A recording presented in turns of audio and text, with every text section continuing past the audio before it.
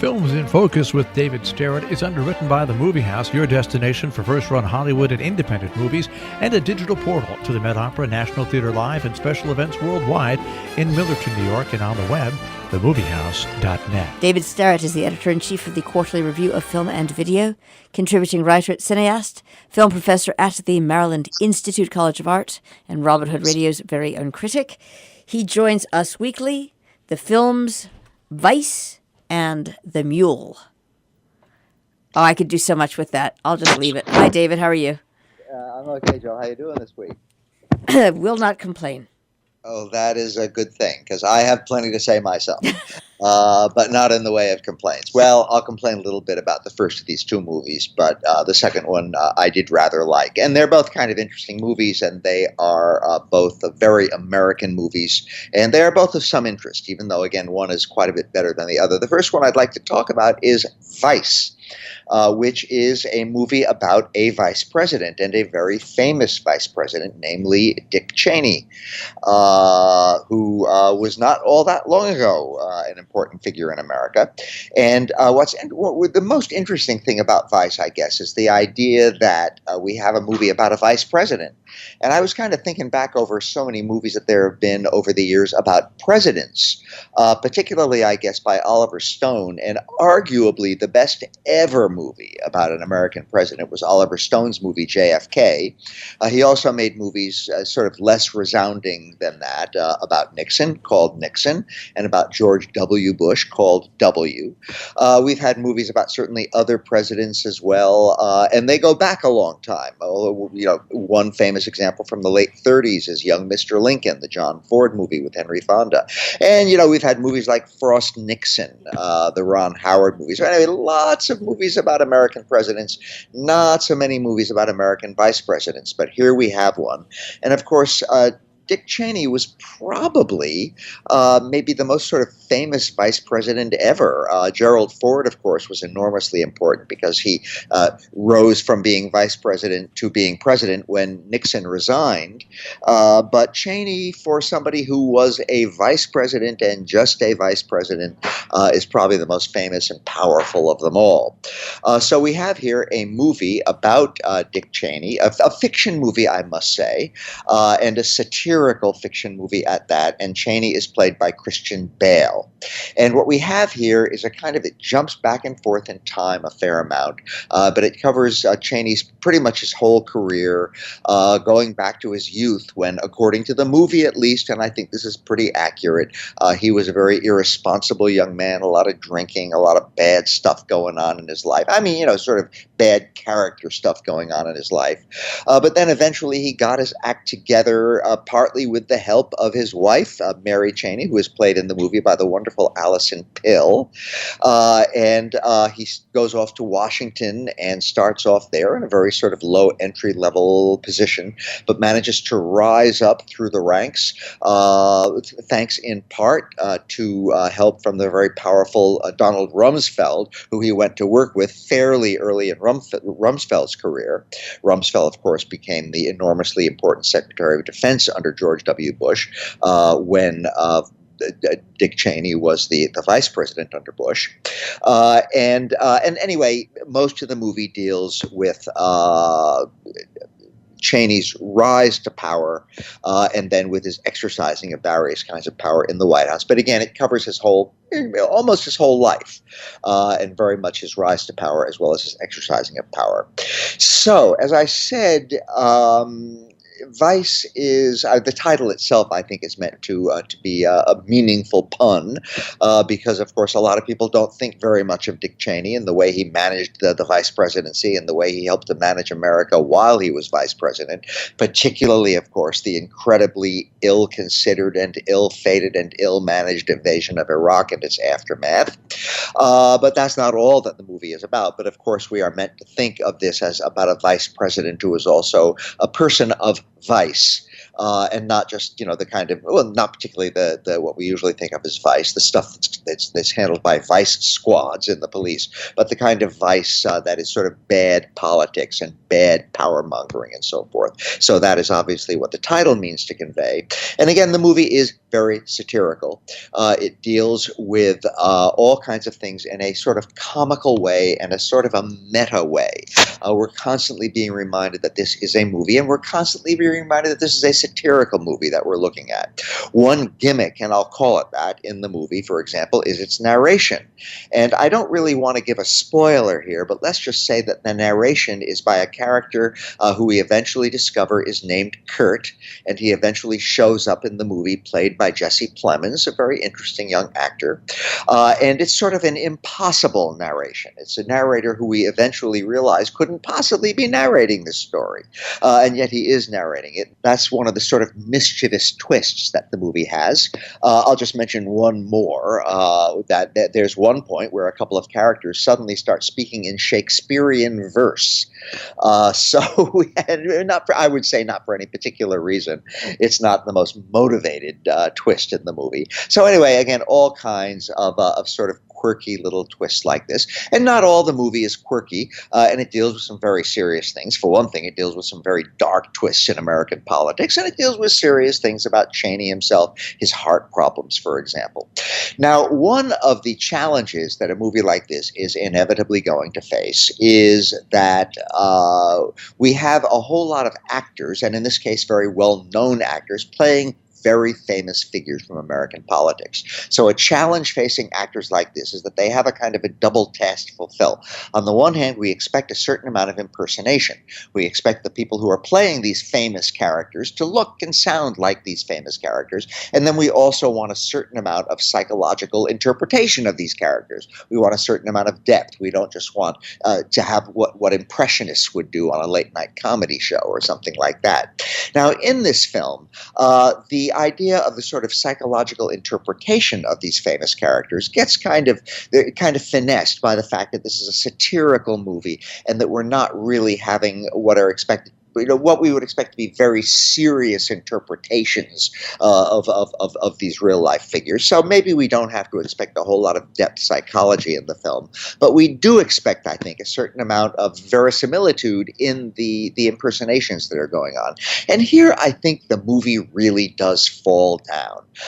Now, Christian Bale, who is one of my favorite actors, he is a terrific, terrific actor, and he does look and sound somewhat like Dick Cheney. Unfortunately, Christian Bale also gives what I would call one of the dullest performances that he's given in a long time. It just is not a very interesting performance. Again, it's plausible in terms of impersonation, but it's just not an interesting performance.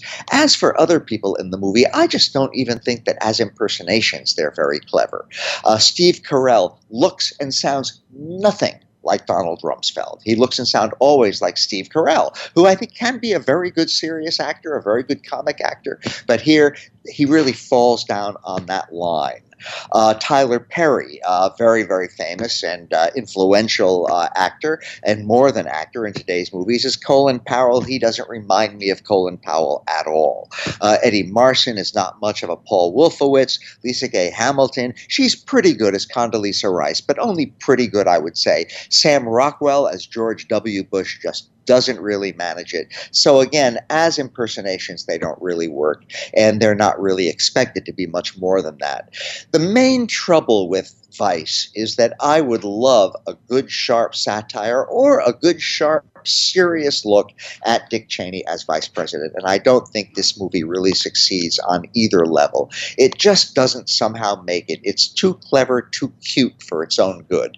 I don't think we need a cute movie about Dick Cheney. I was very disappointed on it. I'm very interested in politics. I'm very interested in movies about politics, but I'm afraid that Vice, which by the way was written and directed by Adam McKay, I'm afraid it just doesn't quite make it.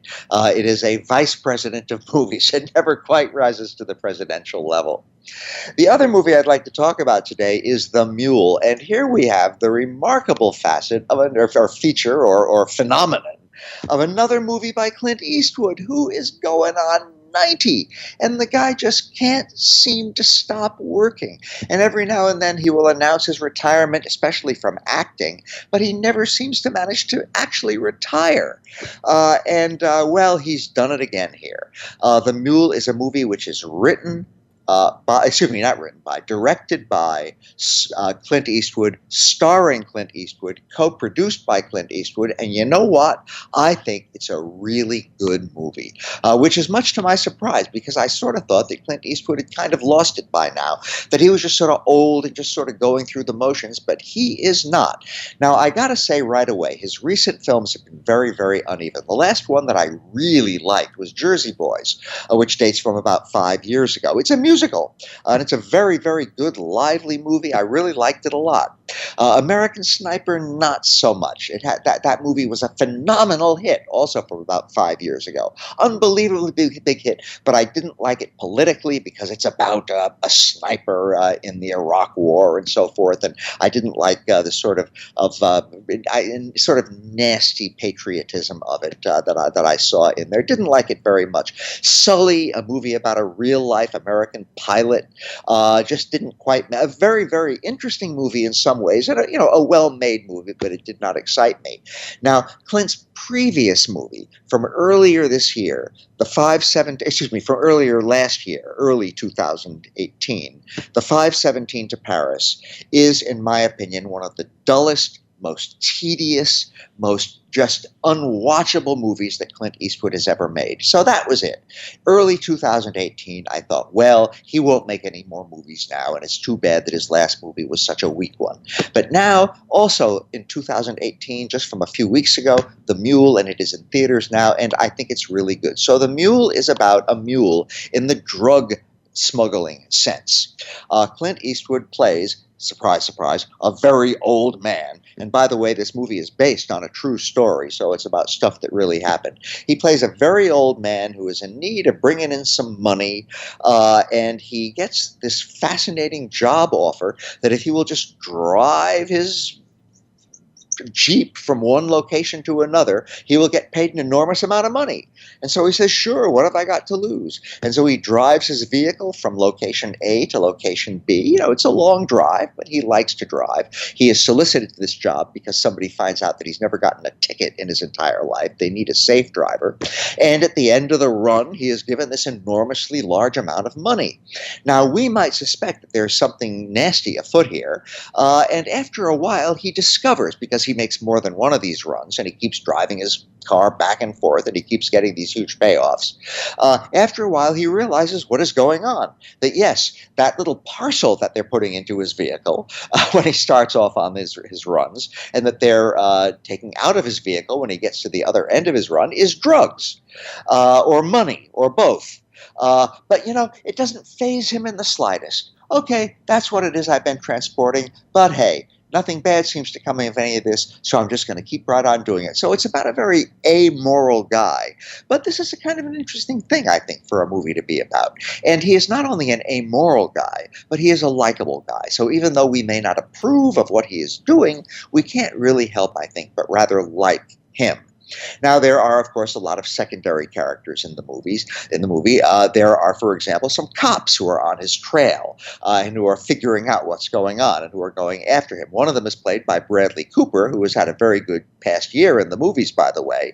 But Bradley Cooper is wonderful, wonderful as one of these officers of the law. Another one, a special agent of the Drug Enforcement Agency, played by Lawrence Fishburne.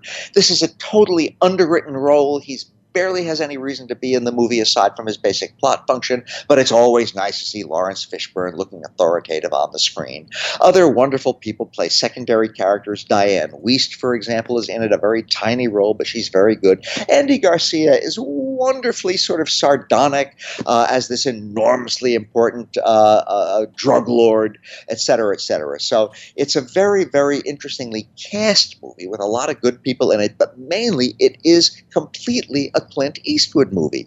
The directing of it has the kind of smooth, effortless vernacular storytelling that we associate with Clint Eastwood's better movies, and his performance is just wonderful. He's an old guy who is really good at playing an old guy, and he makes this character likable and believable and warm, even though we know that what he is doing is not right at all. Believe me, The Mule is a minor film. It does not add up to a major film like some of Clint's most memorable films over the years. Bird, his wonderful jazz movie from the late 80s, for example, is arguably his best movie. Unforgiven, his sensational Western from the early 90s. These are major works by any standard, and they are the movies by which Clint Eastwood will always be best remembered. The Mule is not one of those movies, but to my surprise, especially after his wretched last movie that just came out, less than a year earlier, I was so surprised to find The Mule being just an engaging, watchable movie with one of the best performances that Clint Eastwood has given in his whole long career. So I think it's terrific. As you probably know, I wrote a whole book about Clint just a few years ago, and let me plug that here, The Cinema of Clint Eastwood, Chronicles of America. This is another installment in those chronicles, and I had a good time watching it. So I would say that of these two movies, Vice, you can afford to skip that one. Mule, if you want just a little minor pleasure, you'll have a good time watching it. So that is my somewhat hot and cold story this week, Joe. Thank you very much, David Sterritt. Films in Focus, the films Vice and The Mule.